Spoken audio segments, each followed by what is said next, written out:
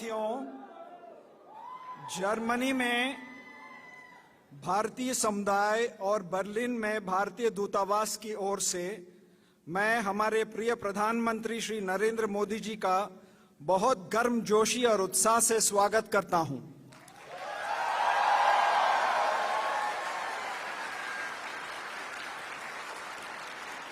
आज हमारे यहां एकत्रित होने का आनंद हमारे प्रधानमंत्री जी की उपस्थिति से कई गुना बढ़ गया है। हमें ये अवसर प्रदान करने के लिए हम प्रधानमंत्री जी के आभारी रहेंगे। प्रिय साथियों,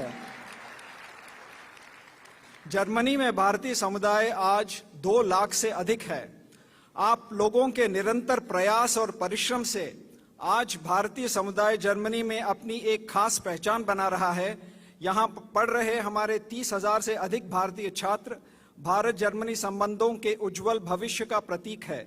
मुझे विश्वास है कि भारतीय समुदाय ऐसे ही प्रगति करते हुए भारत जर्मनी संबंधों को और मजबूत करता रहेगा। जर्मनी में भारतीय समुदाय भले ही बाकी देशों की तुलना में संख्या में छोटा है, लेकिन आपके प्रति प्यार, आदर और आपके स्वागत करने के जोश में कोई कमी नहीं है। इन्हीं शब्दों के साथ मैं आपसे निवेदन करता हूं कि हमारे प्रिय प्रधानमंत्री श्री नरेंद्र मोदी जी का तालियों की गड़गड़ाहट से स्वागत करें।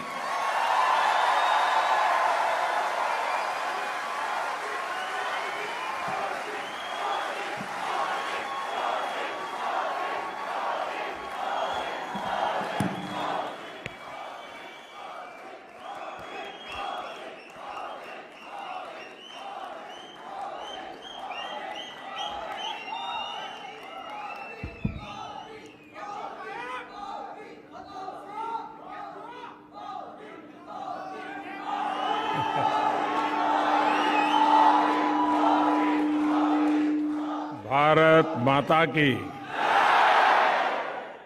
भारत माता की। नमस्कार।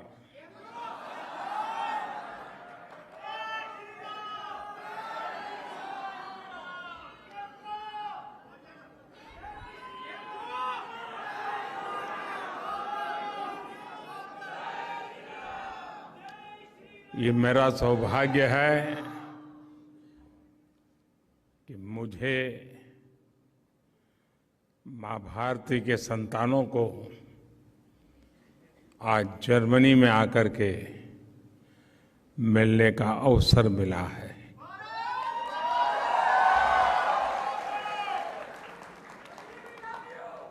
आप सभी से मिलकर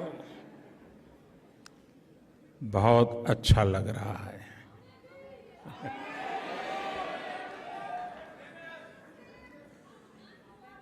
आप में से बहुत से लोग जर्मनी के अलग अलग शहरों से आज यहाँ बर्लिन पहुंचे हैं। आज सुबह मैं बहुत हैरान था कि ठंडी का समय है, यहाँ भारत में गर्मी बहुत है इन दिनों, लेकिन कई छोटे छोटे बच्चे भी सुबह 4, साढ़े 4 बजे आ गए थे। आपका ये प्यार, आपके आशीर्वाद, ये मेरी बहुत बड़ी ताकत है।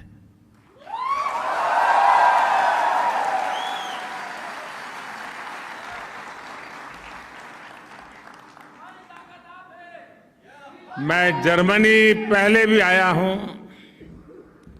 आप में से कई लोगों से पहले भी मिला हूं। आप में से कई लोग जब भारत आए हैं तब भी कभी कभी मिलने का मौका मिला है।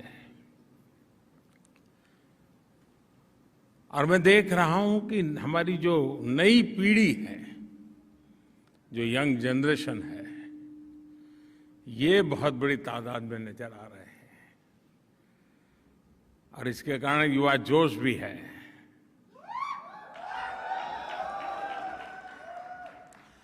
लेकिन आपने अपने व्यस्तपल समयों में से ये समय निकाला, यहाँ आए। मैं हृदय से आप सबका बहुत आभारी हूं। अभी हमारे राजदूत बता रहे थे कि यहाँ संख्या की दृष्टि से तो जर्मनी में भारतीयों की संख्या कम है, लेकिन आपके स्नेह में कोई कमी नहीं है।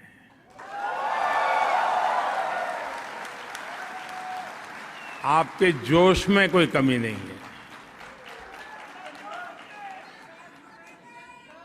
और ये दृश्य आज जब हिंदुस्तान के लोग देखते हैं तो उनका भी मन गर्व से भर जाता है। दोस्तों,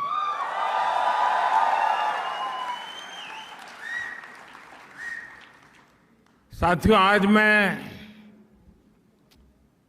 आपसे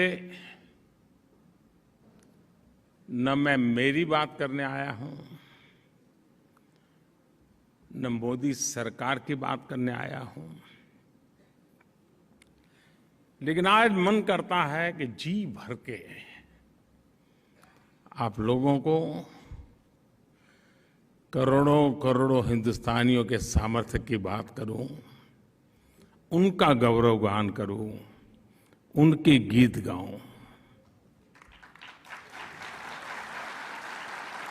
और जब मैं कोटि कोटि हिंदुस्तानियों की बात करता हूं तो सिर्फ वो लोग नहीं जो वहां रहते हैं, वे लोग भी जो यहां रहते हैं।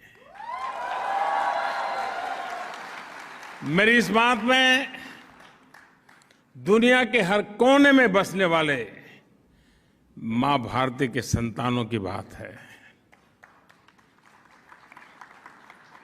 मैं सबसे पहले जर्मनी में सफलता के झंडे गाड़ रहे आप सभी भारतीयों को बहुत बहुत बधाई देता हूं, बहुत बहुत शुभकामनाएं देता हूं।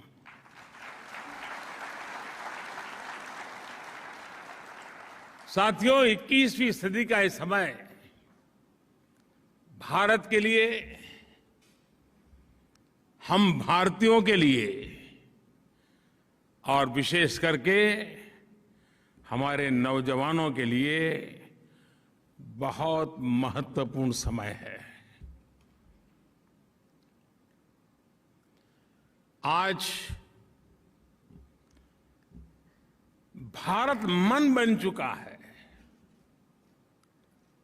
और भारत ने वो मन बना लिया है। भारत आज संकल्प लेकर के आगे बढ़ रहा है। आज भारत को पता है कहां जाना है, कैसे जाना है, कब तक जाना है।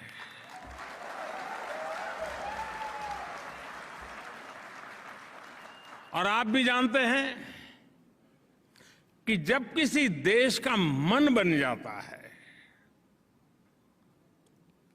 तो वो देश नए रास्तों पर भी चलता है और मनचाही मंजिलों को प्राप्त करके भी दिखाता है।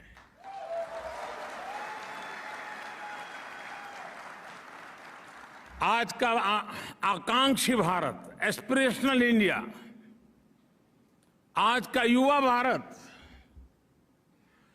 देश का तेज विकास चाहता है। वो जानता है कि इसके लिए राजनीतिक स्थिरता और प्रबल इच्छा शक्ति कितनी आवश्यक है, कितनी अनिवार्य है, वो आज का हिंदुस्तान भली भांति समझता है। और इसलिए भारत के लोगों ने 3 दशकों से चली आ रही राजनीतिक अस्थिरता के वातावरण को एक बटन दबा करके खत्म कर दिया।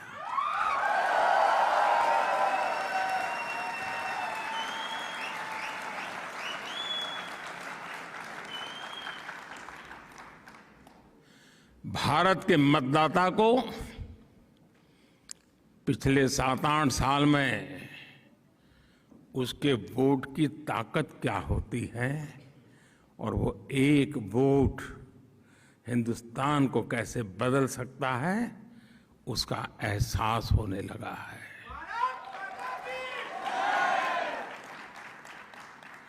सकारात्मक बदलाव और तेज विकास की आकांक्षा ही थी कि जिसके चलते 2014 में भारत की जनता ने पूर्ण बहुमत वाली सरकार चुनी और 30 साल के बाद ऐसा हुआ है। ये भारत की महान जनता की दूरदृष्टि है कि साल 2019 में उसने देश की सरकार को पहले से भी ज्यादा मजबूत बना दिया।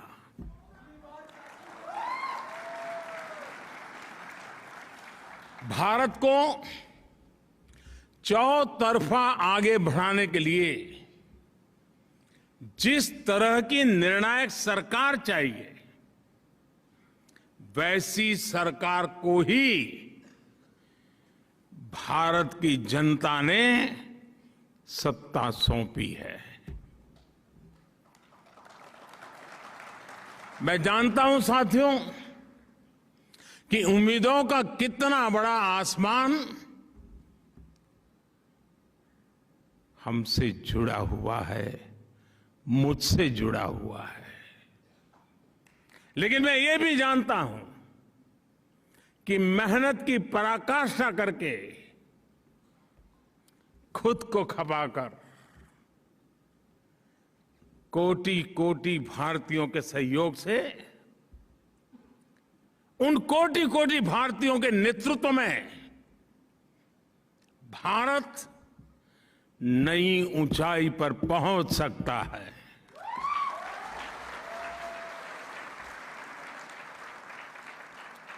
भारत अब समय नहीं गंवाएगा। भारत अब समय नहीं खोएगा।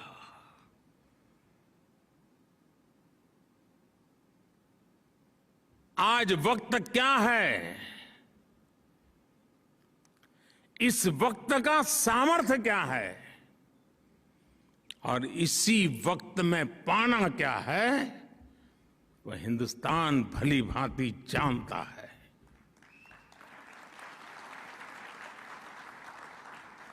साथियों, इस साल हम अपनी आजादी का 75वां वर्ष मना रहे हैं। मैं देश का पहला प्रधानमंत्री ऐसा हूं जो आजाद हिंदुस्तान में पैदा हुआ हूं।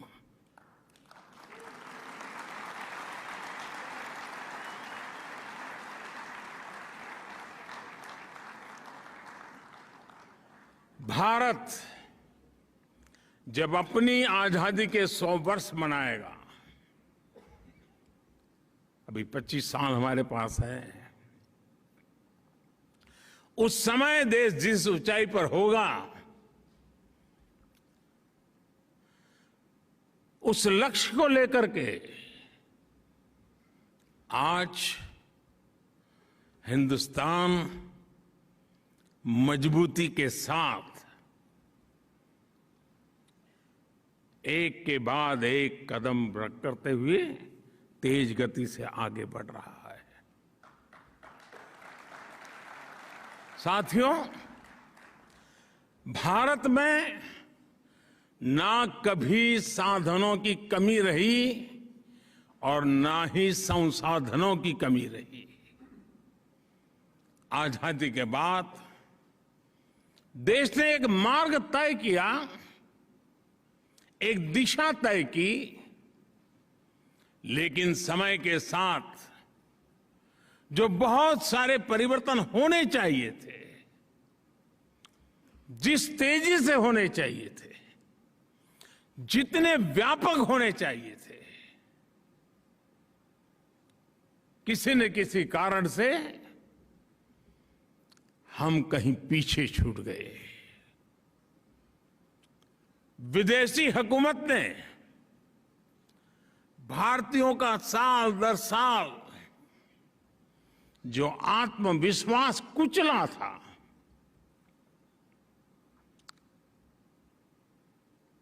उसकी भरपाई का एक ही उपाय था,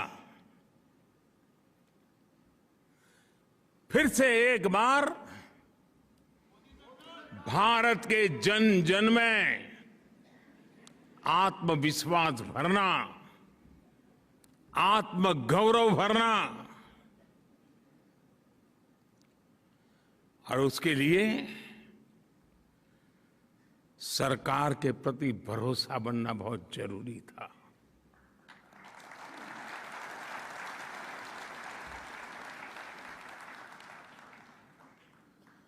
अंग्रेजों की परंपरा की बदौलत सरकार और जनता के बीच में एक भरोसे की बहुत बड़ी खाई थी। शक के बादल मंडरा रहे थे, क्योंकि अंग्रेजों की हुकूमत में जो देखा था उसमें उसके परिवर्तन नजर आए। उसके लिए जो गति चाहिए उस गति का अभाव था, और इसलिए समय की मांग थी कि सामान्य मानवीय की जिंदगी में से सरकार कम होती चली जाए, सरकार हटती जाए। Minimum government, maximum governance.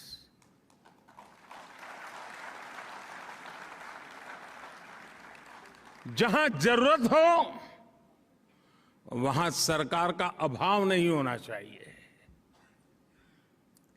लेकिन जहां जरूरत न हो वहां सरकार का प्रभाव भी नहीं होना चाहिए।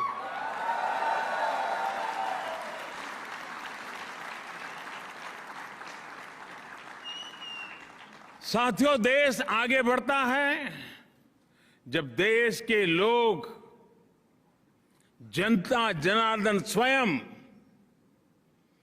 उसके विकास का नेतृत्व करे। देश आगे बढ़ता है जब देश के लोग आगे आकर के उसकी दिशा तय करें। अब आज के भारत में सरकार नहीं, मोदी नहीं, बल्कि देश की कोटि कोटि जन ड्राइविंग फोर्स पर बैठे हुए हैं।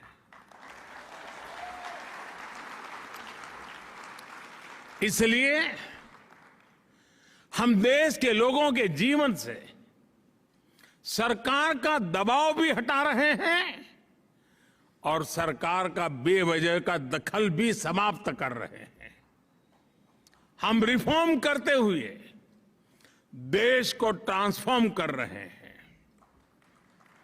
और मैं हमेशा कहता हूं, रिफॉर्म के लिए पॉलिटिकल विल चाहिए, परफॉर्म के लिए गवर्नमेंट मशीनरी का एस्टैब्लिशमेंट चाहिए, और रिफॉर्म के लिए जनता जनार्दन की भागीदारी चाहिए।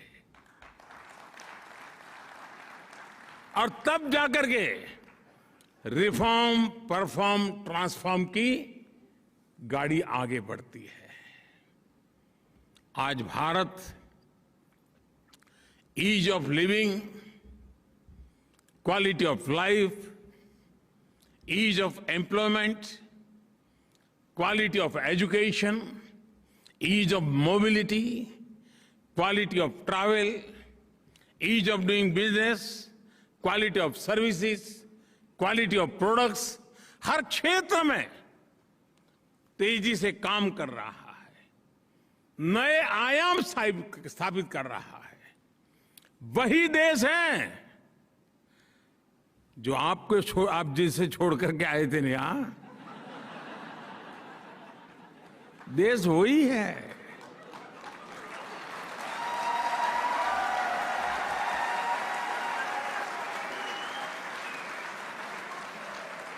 ब्यूरोक्रेसी भी वही है, दफ्तर भी वही है, टेबल भी वही है, कलम भी वही है, फाइल भी वही है, वही सरकारी मशीन है, लेकिन अब नतीजे बहुत बेहतर मिल रहे हैं।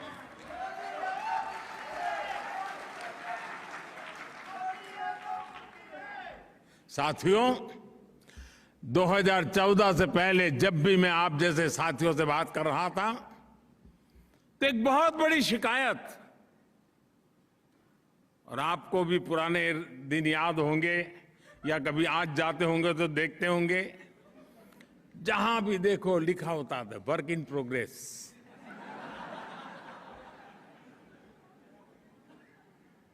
मैं किसी की आलोचना नहीं कर रहा,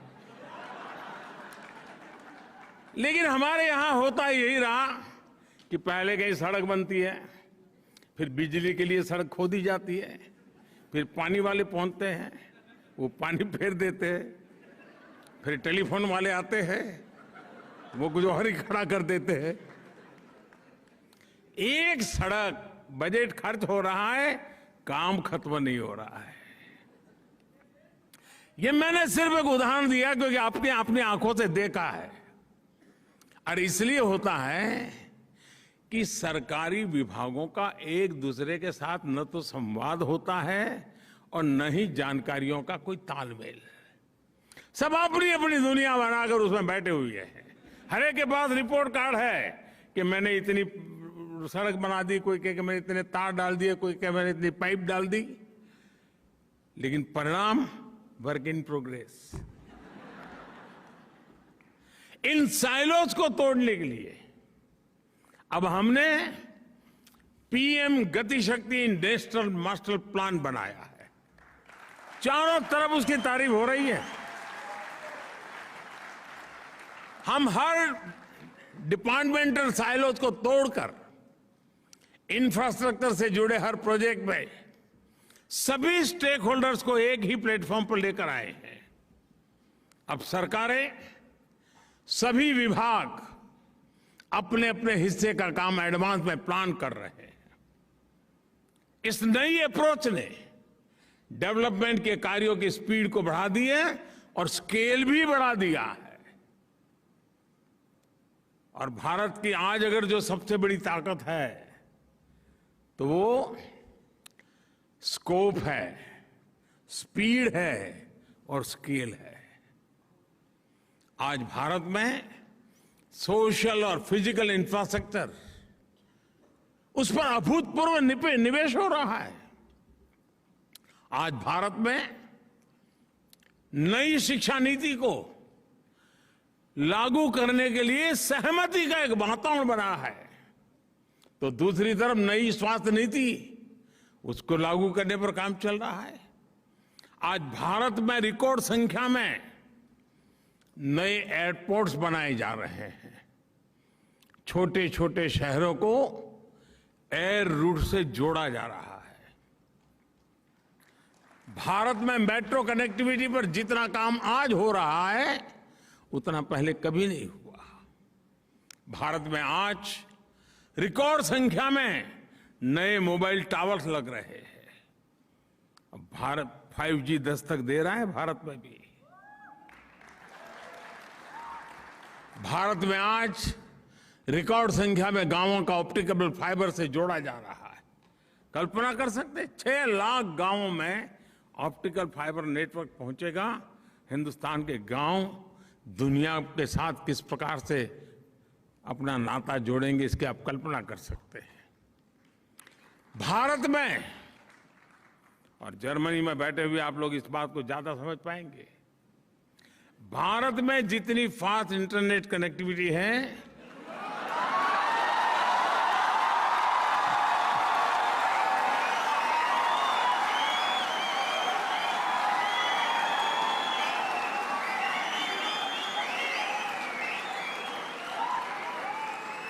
और इतना ही नहीं, तालियां तो अब बजने वाली है। तालियां इस बात पर बजने वाली हैं कि जितना सस्ता डेटा है वो बहुत से देशों के लिए अकल्पनीय है।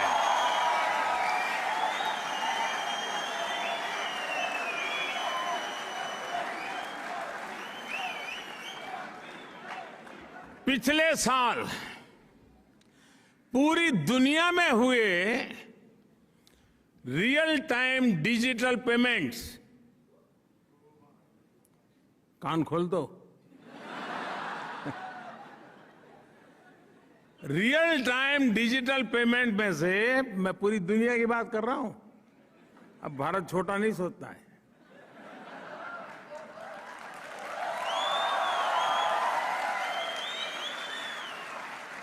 रियल टाइम डिजिटल पेमेंट में से 40% भागीदारी भारत की है।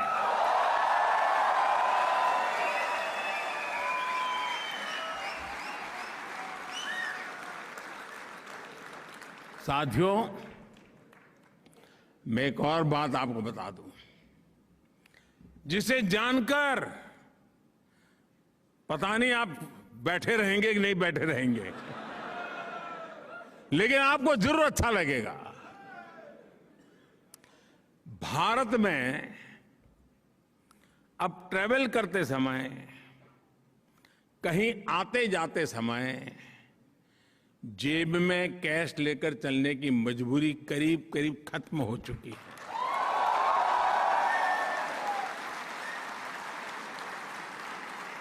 दूर सुदूर के गांव तक भी अपना मोबाइल फोन पर ही हर तरह के पेमेंट आपके लिए काफी है। दोस्तों, साथियों, आज भारत में गवर्नेंस में टेक्नोलॉजी का जिस तरह इंक्लूजन किया जा रहा है, वो नए भारत की नई पॉलिटिकल विल भी दिखाता है और डेमोक्रेसी की डिलीवरी क्षमता का भी प्रमाण है। आज केंद्र, राज्य और लोकल सरकारों की लगभग, ये भी आंकड़ा थोड़ा अजूबा, आज आपके लिए अजूबा होगा, केंद्र सरकार, राज्य सरकार और लोकल सेल्फ गवर्नमेंट, इनकी करीब करीब 10,000 सेवाएं, 10,000 सर्विसेज ऑनलाइन उपलब्ध है।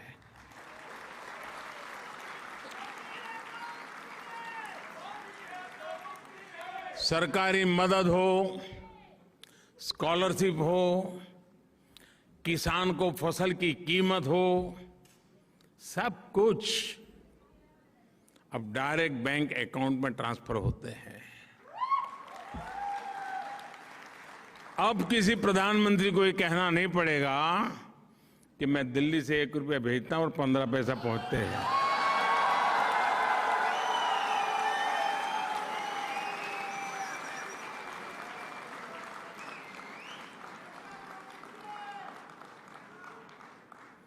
वो कौन सा पंजा था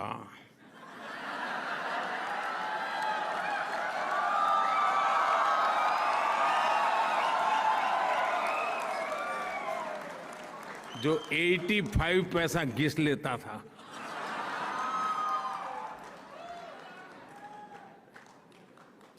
आपको ये जानकर भी अच्छा लगेगा कि बीते 7-8 साल में भारत सरकार ने, आंकड़े याद रहेंगे, मैं इतना सारा बता रहा हूं,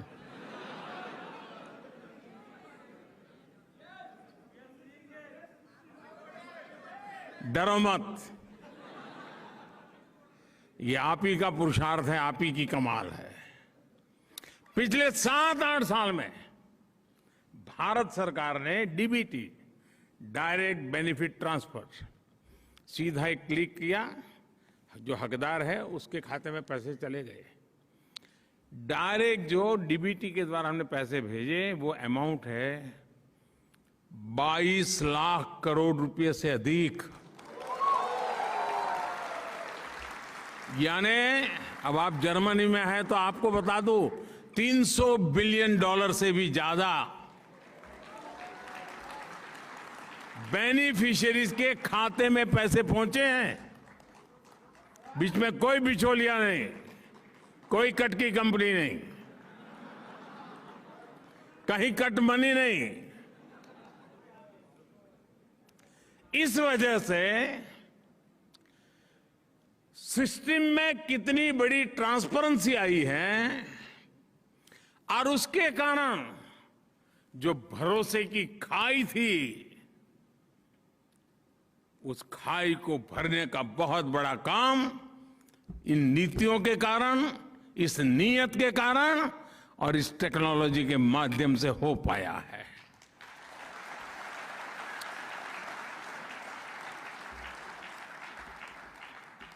साथियों,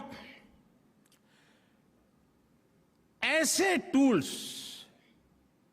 जब हाथ में आते हैं, जब नागरिक एम्पावर होता है,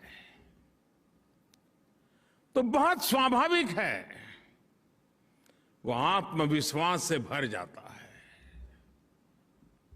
वो खुद संकल्प लेना शुरू करता है और वो स्वयं संकल्प को सिद्धि में परिवर्तित करने के लिए परिश्रम की पराकाष्ठा करके देखता है और तब जाकर के देश दोस्तों आगे बढ़ता है।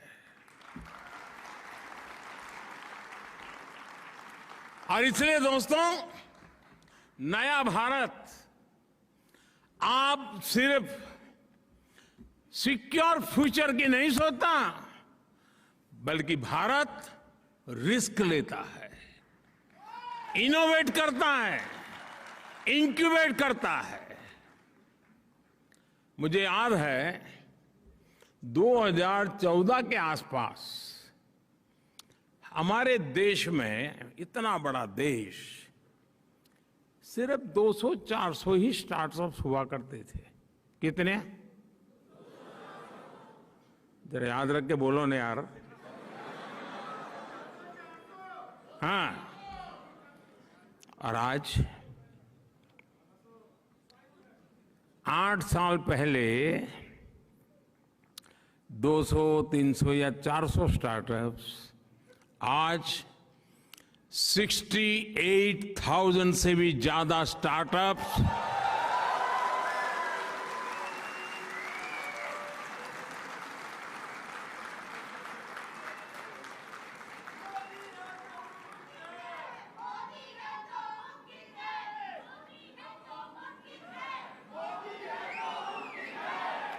दोस्तों, मुझे बताइए, आपने सुनने के बाद कहां 400, कहां 68,000, 200-400 से 68,000, आपका सीना गर्व से भर गया कि नहीं भर गया? आपका माथा ऊंचा हुआ कि नहीं हुआ? और साथियों, इतना ही नहीं, सिर्फ स्टार्टअप्स की संख्या एक बात है, आज दुनिया के सारे पैरामीटर्स कह रहे हैं कि इसमें दर्जनों स्टार्टअप्स यूनिकॉर्न बन चुके हैं।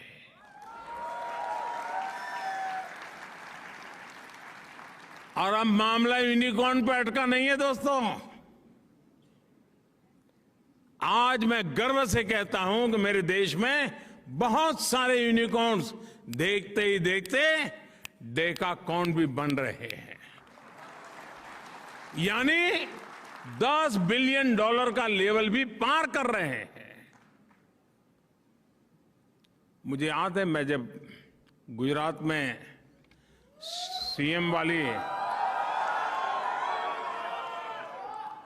सीएम वाली नौकरी करता था, और किसी भी हमारे साथी बाबू को पूछता है बच्चे क्या करते हैं, तो बोले आईएएस की तैयारी करता है। ज्यादातर यही कहते थे। आज भारत सरकार में बाबुओं से पूछता हूं कि भाई क्या करते हैं बेटे, बेटी क्या कर रही है, बोले साहब वो तो स्टार्टअप में लग गए। ये परिवर्तन छोटा नहीं है दोस्तों।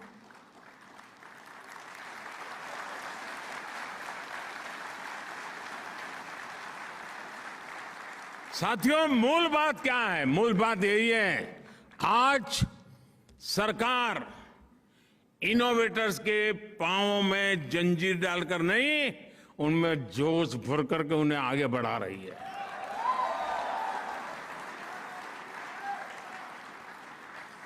अगर आपको जियो स्पेशल क्षेत्र में इनोवेशन करना हो, नए तरह के ड्रोन बनाना हो, या स्पेस के क्षेत्र में कोई नई सैटेलाइट या रॉकेट बनाना हो, इसके लिए सबसे खुला, सबसे नर्चरिंग वातावरण आज हिंदुस्तान में उपलब्ध है दोस्तों।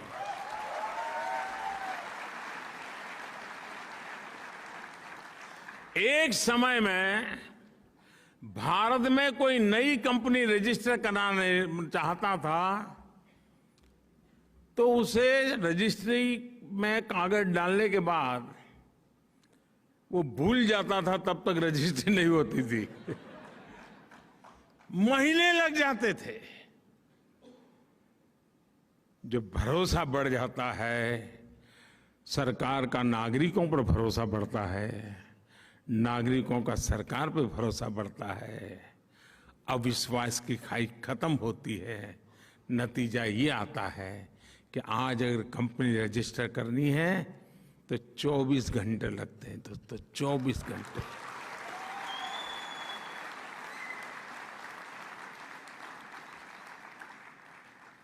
बीते कुछ वर्षों में सरकार की एक आदत थी, एक चैम्बर हो ऑफिस का, 6 टेबल हो, नंबर 1 ने जनवरी में आपसे कुछ चीजें मांगी, नंबर 2 के टेबल वाला फरवरी में फिर वही मांगेगा, फिर नंबर 5 वाला टेबल फरवरी एंड में कहेगा यार वो कागज लाओ जरा, मुझे जरूरत है। यानी नागरिकों को लगातार हजारों की तादाद में दोस्तों कंप्लेंट, ये लाओ वो लाओ, ये लाओ वो लाओ, और वो लेकर के क्या करते थे वो जाने और आप जाने। साथियों, आप हैरान हो जाएंगे, अब ये काम भी मुझे करना पड़ रहा है। 25,000 से ज्यादा कंप्लेंट्स खत्म किए हमने।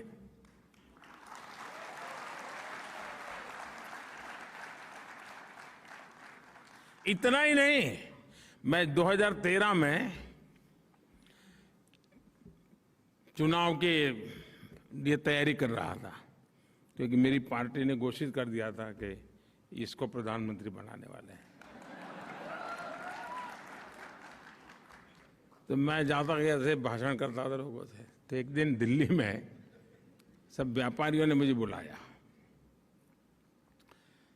तो व्यापारी का बड़ा सम्मेलन था, और उसमें जो मेरे आगे सज्जन बोल रहे थे वो कह रहे थे देखिए वो कानून बना है, वो कानून बना है, ये कानून बना है, इसका कानून बना, सारा ढेर सारे कानून बता रहे थे। अब चुनाव के समय तो सब लोग यही कहते हैं ठीक है मैं कर लूंगा, लेकिन दोस्तों मैं जरा दूसरी मिट्टी का इंसान हूं।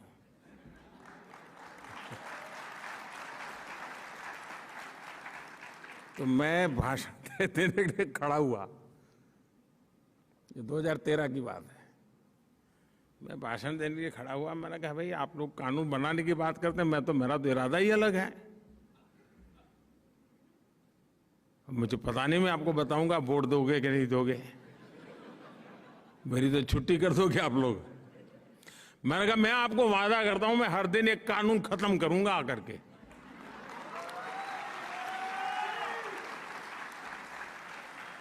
बहुत लोगों को आश्चर्य हुआ था कि ये इंसान को कुछ समझ नहीं है रहा है सरकार क्या होती है, ऐसे ही माना होगा और क्या।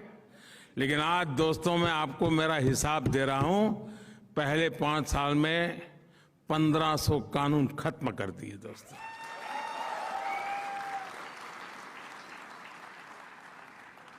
ये सब क्यों? ये नागरिकों पर ये कानूनों की जंजाल का बोझ क्यों? ये भारत देश आजाद हो चुका है ना, देश मोदी का नहीं है, देश 130 करोड़ नागरिकों का है।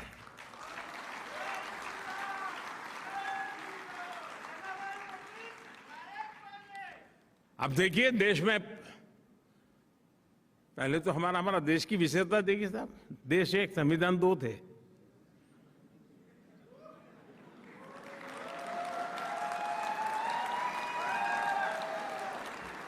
क्यों इतनी देर लगी? पुराने जमाने में कहते थे ट्यूबलाइट।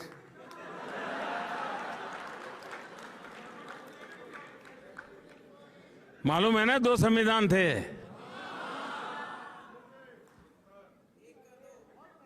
सात दशक हो गए दोस्तों, 7 दशक हो गए एक देश एक संविधान लागू करते करते। अब लागू हुआ दोस्तों।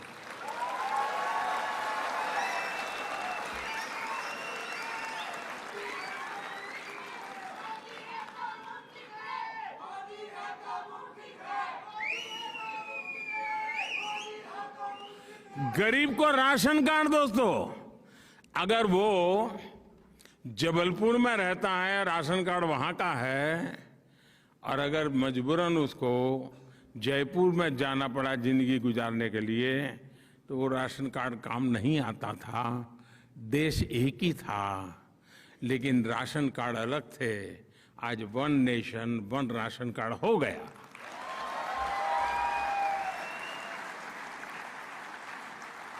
पहले कोई देश में इन्वेस्टमेंट करने आता था, गुजरात में जाता था तो एक टैक्सेशन, महाराष्ट्र जाता था दूसरा टैक्सेशन, बंगाल में जाता था तीसरा टैक्सेशन। अगर उसकी 3-4 कंपनियां, एक कंपनी गुजरात में, दूसरी कंपनी महाराष्ट्र में, तीसरी बंगाल, तो तीनों जगह पे अलग अलग चार्टर्ड अकाउंटेंट को अलग अलग कानूनों से कारोबार चलता था। दोस्तों आज टैक्स व्यवस्था एक जैसी लागू हो गई कि नहीं हो गई? और हमारी वित्त मंत्री यहां बैठी है, निर्मला जी।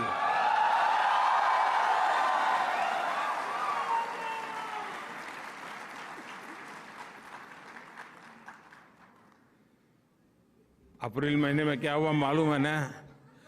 जीएसटी का रिकॉर्ड कलेक्शन हो गया है 1,68,000 रुपीज, 1,68,000 करोड़। 1 नेशन 1 टैक्स की दिशा में ये मजबूती के साथ हुआ कि नहीं हुआ दोस्तों? साथियों, मेक इन इंडिया आज आत्मनिर्भर भारत का ड्राइविंग फोर्स बन रही है। आत्मविश्वास से भरा भारत आज प्रोसेस ही आसान नहीं कर रहा है, बल्कि प्रोडक्शन लिंक इंसेंटिव से इन्वेस्टमेंट को सपोर्ट भी कर रहा है। इसका बड़ा प्रभाव भारत से होने वाले एक्सपोर्ट पर भी दिख रहा है।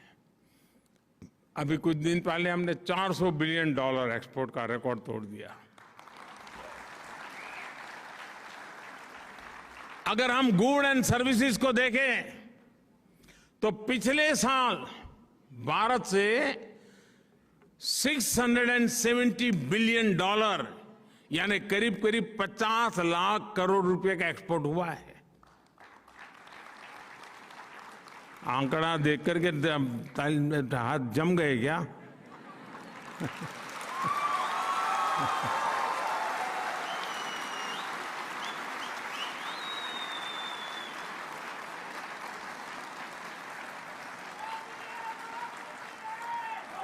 भारत के अनेक नए जिले नए नए देशों में नए नए डेस्टिनेशन पर एक्सपोर्ट के लिए अपना दायरा बढ़ा रहे हैं और तेजी से एक्सपोर्ट हो रहा है। और उसका एक मजा भी है, जो आज देश में बन रहा है ना, जीरो डिफेक्ट जीरो इफेक्ट के मंत्र से लेकर के चल रहा है कि प्रोडक्शन की क्वालिटी में डिफेक्ट नहीं है और प्रोडक्शन में एनवायरनमेंट पर कोई इफेक्ट नहीं है। साथियों, 21वीं सदी के तीसरे दशक की सबसे बड़ी सच्चाई ये है कि आज इंडिया इज गोइंग ग्लोबल।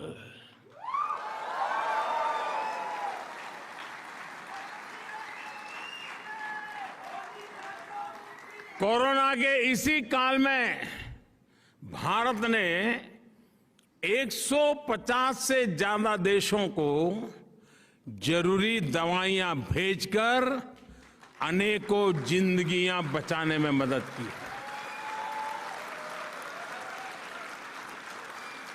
जब भारत को कोविड के वैक्सीन बनाने में सफलता मिली तो हमने अपनी वैक्सीन से करीब 100 देशों की मदद की है। दोस्तों,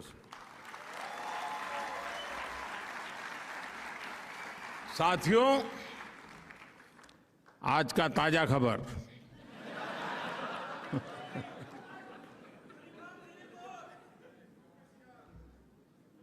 रुकावट के लिए खेद है।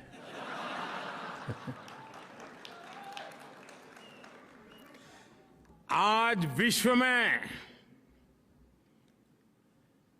गेहूं की कमी का सामना दुनिया कर रही है।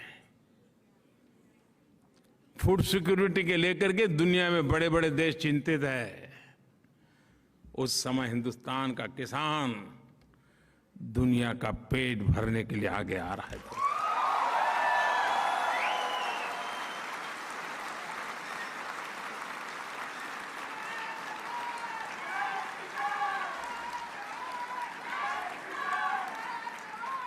साथियों, जब भी मानवता के सामने कोई संकट आता है तो भारत सॉल्यूशन के साथ सामने आता है। जो संकट लेके आते हैं, संकट उनको मुबारक, सॉल्यूशन लेकर के हम आते हैं, दुनिया का चाय चयकार हो जाता है।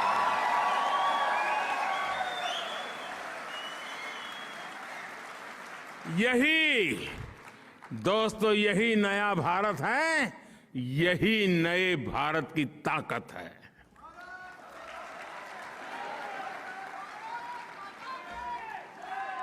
आप में से जो लोग वर्षों से भारत नहीं गए हैं, शर्मिंदगी मत महसूस करो, लेकिन उनको जरूर लगता होगा आखिर ये हुआ कैसे, इतना बड़ा परिवर्तन आया कैसे।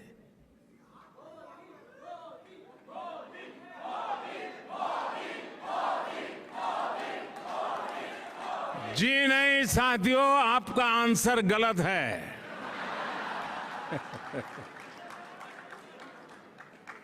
मोदी ने कुछ नहीं किया है, 130 करोड़ देशवासियों ने किया है।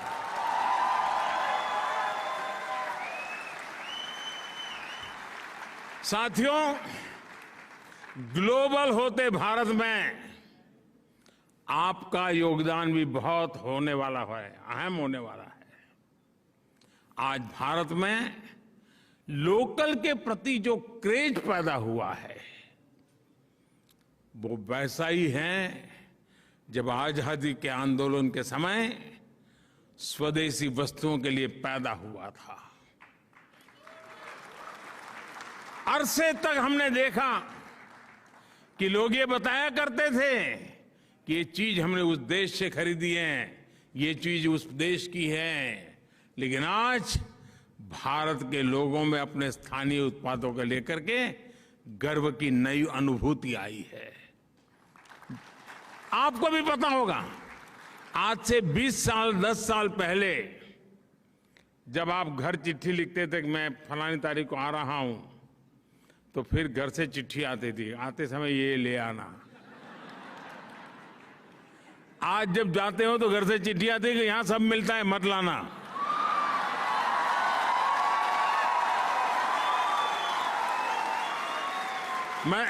मैं सही बता रहा हूं कि नहीं बता रहा हूं? यही है ना।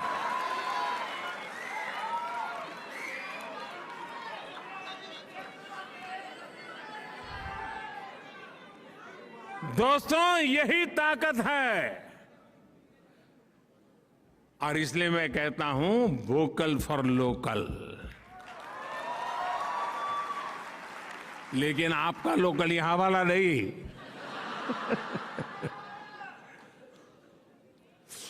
दोस्तों, ये जो दम पैदा हुआ है ना, इस चीज को बनाने में किसी भारतीय की मेहनत लगी है। उस हर प्रोडक्ट के किसी भारतीय के पसीने की महक है दोस्तों, उस मिट्टी की सुगंध है दोस्तों।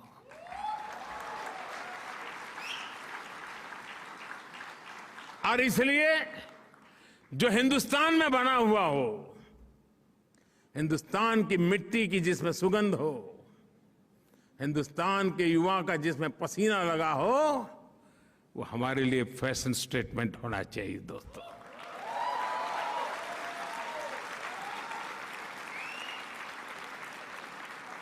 आप देखिए, एक बार ये फीलिंग अनुभव करेंगे ना, तो वाइब्रेशन अगल बगल में पहुंचते देर नहीं लगे लोगों।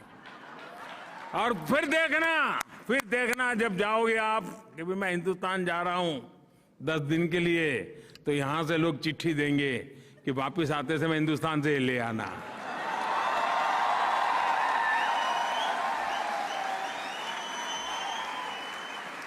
ऐसा होना चाहिए कि नहीं होना चाहिए?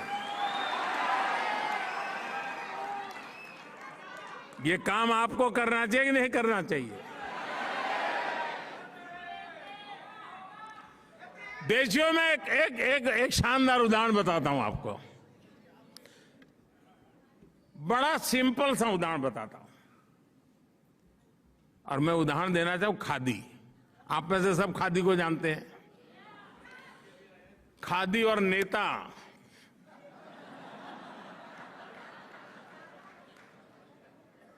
चोली दामन का नाता था। नेता और खादी अलग नहीं होते थे। खादी आते ही नेता दिखता था, नेता दिखते ही खादी दिखती थी।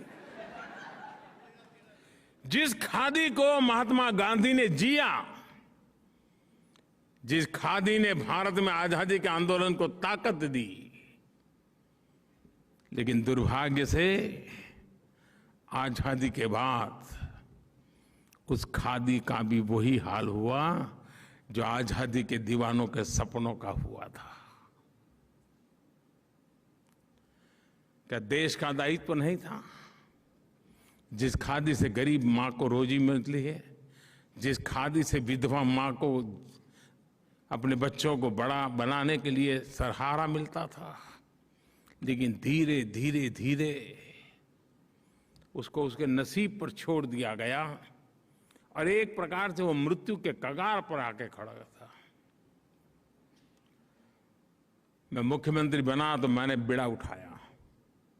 मैंने कहा भाई, आप बड़े गर्व से कहते हैं घर में किसी को कि मेरे पास ये फैब्रिक है, ये फैब्रिक है, ये फैब्रिक है, यहाँ की साड़ी है, यहाँ की साड़ी है, यहाँ का कुर्ता है, कहते हैं ना? हाँ बोलो तो सही। अरे सच बोलने में क्या जाता है यार। तो मैं कहता था यार एक आध खादी भी तो रख लो। मेरे पास ये फैब्रिक है, खादी भी रख लो। साथियों, बात बहुत छोटी थी, लेकिन मैं आज देश के सामने सर झुकाता हूं। मेरे देश ने इस बात को भी गले लगाया, और आपको जानकर के आज आनंद होगा, आजादी के 75 साल के बाद पहली बार जब देश आजादी का अमृत महोत्सव मना रहा है, इस वर्ष खादी का कारोबार 1 लाख करोड़ रुपयों को पार कर गया। पहली बार हुआ। कितने गरीब विधवा माताओं को रोजी रोटी मिली होगी। को पिछले 8 साल में खादी के उत्पादन में जो लगभग 250% की वृद्धि हुई है। और आप दायरा देखिए दोस्तों, मैं जिस मिजाज से स्टार्टअप की बात करता हूं ना, उसी मिजाज से खादी की भी बात करता हूं।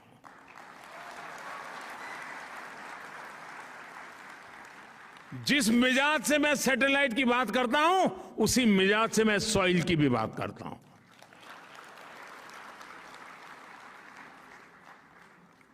साथियों, आज मैं आप सभी से ये आग्रह करूंगा कि भारत के लोकल को ग्लोबल बनाने में आप भी मेरा साथ दीजिए।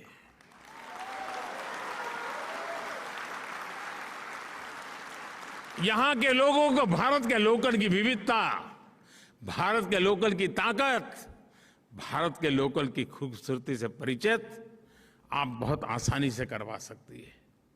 सोचिए, दुनिया में इतना बड़ा इंडियन डायस्पोरा, हर देश में फैला इंडियन डायस्पोरा, और इंडियन डायस्पोरा की विशेषता यह है, जैसे दूध में शक्कर मिल जाती है ना, वैसा ही मिल जाता है ये।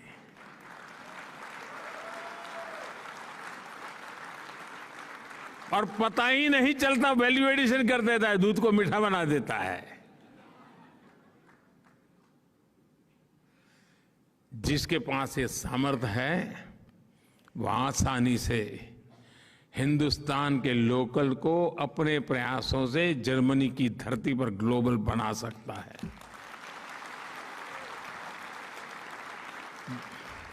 करोगे? कैसी आवाज दब गई? करोगे? कहने में क्या जाता है, मोदी जी कहां भी दोबारा आए। दोस्तों, मैं आप पे भरोसा करता हूं, आप करेंगे, मुझे विश्वास है। दोस्तों, मैं आपको एक और बात याद दिलाना चाहता हूं।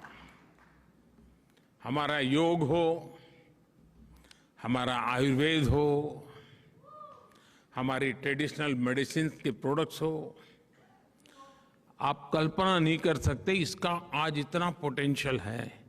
आप हिंदुस्तान से हैं ऐसा कहते ही सामने वाला आपको पूछता होगा, योग जानते हो? पूछता है कि नहीं पूछता है? और आप कुछ भी नहीं जानते, सिर्फ नाक पकड़ना बता दोगे तो भी मानेगा हाँ यार ये मास्टर है।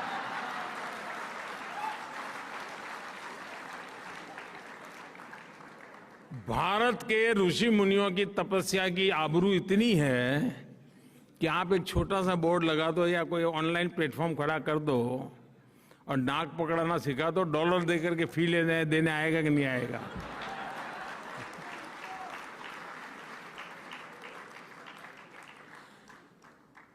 क्या ब्रांड वैल्यू बनाई होगी अपने ऋषियों ने साहब, हैं? हजारों वर्ष पहले ऋषि मुनियों ने जो तप करके छोड़ दिया रास्ता, आज दुनिया गला लगा रही है। लेकिन क्या आप उसके साथ जुड़े हैं क्या? मैं आपसे आग्रह करूंगा, 21 जून को इंटरनेशनल योगा डे है, बहुत दूर नहीं है। अभी से टोलियां बना करके चारों तरफ छा जाइए दोस्तों, हर किसी को नाक पकड़ना सिखा दो दोस्तों।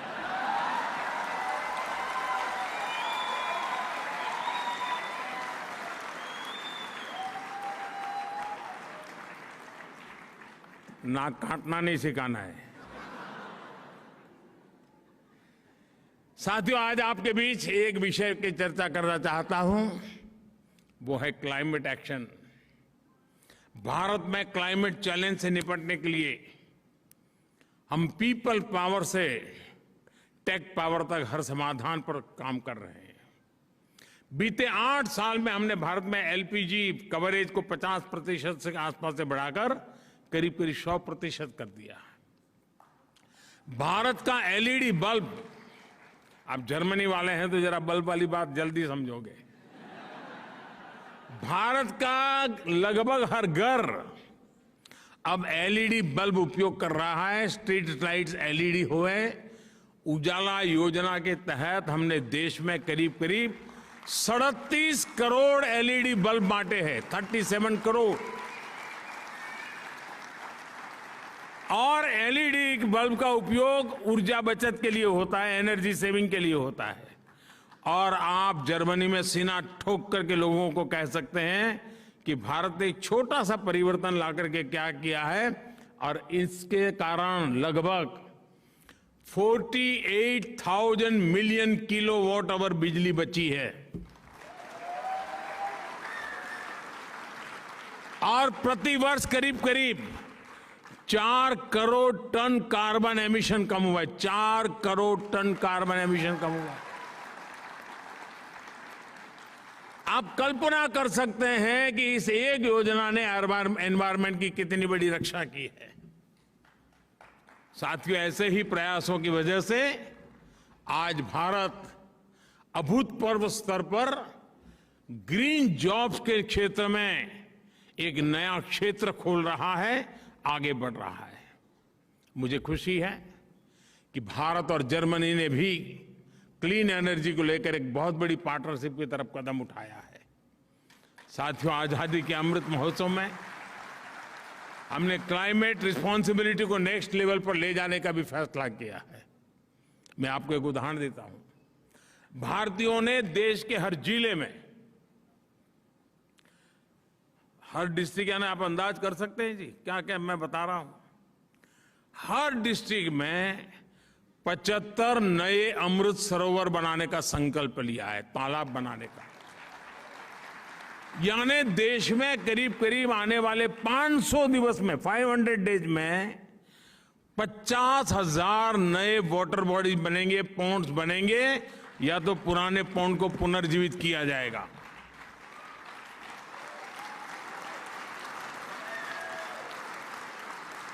जल ये जीवन है, जल है तो कल है। नारे तो बहुत अच्छे लगते हैं, लेकिन जल के लिए भी तो पसीना बहाना पड़ता है दोस्तों। क्या आप इस अभियान से जुड़ सकते हैं? आप जिस गांव से आए हैं, उस गांव में एक तालाब बने, उस तालाब बनाने में आपका भी सहयोग हो, आप भी उनको प्रेरित करें, और आजादी के अमृत महोत्सव में अमृत सरोवर बनाने में दुनिया में फैले हुए हर हिंदुस्तानी का योगदान था। आप कल्पना कर सकते हैं आपको कितना आनंद होगा। साथियों, भारत की बेहतरीन समझ रखने वाले मशहूर जर्मन विद्वान मैक्स मूलर ने इंडो यूरोपियन वर्ल्ड के शेयर्ड फ्यूचर की बात की थी। आप में से सब लोग यहां दिन में 10 बार उसका उल्लेख करते होंगे। 21वीं सदी में उनको जमीन पर उतारने का ये बेहतरीन समय है। भारत और यूरोप की मजबूत साझेदारी दुनिया में पीस और प्रॉस्पेरिटी सुनिश्चित कर सकती है। ये साझेदारी निरंतर बढ़ती रहे। आप भी इसी उत्साह और उमंग के साथ मानव कल्याण के लिए, भारत के कल्याण में कुछ न कुछ योगदान देते रहें, क्योंकि हम तो वसुधैव कुटुंबकम वाले लोग हैं। साथियों, आप जहां हो बहुत आगे बढ़ो, फलो फूलो, आपके सारे सपने पूरे हो, ये मेरी आपके लिए बहुत बहुत शुभकामनाएं हैं। और 130 करोड़ देशवासियों की शुभकामनाएं आपके साथ हैं। आप खुश रहें, स्वस्थ रहें। बहुत बहुत धन्यवाद।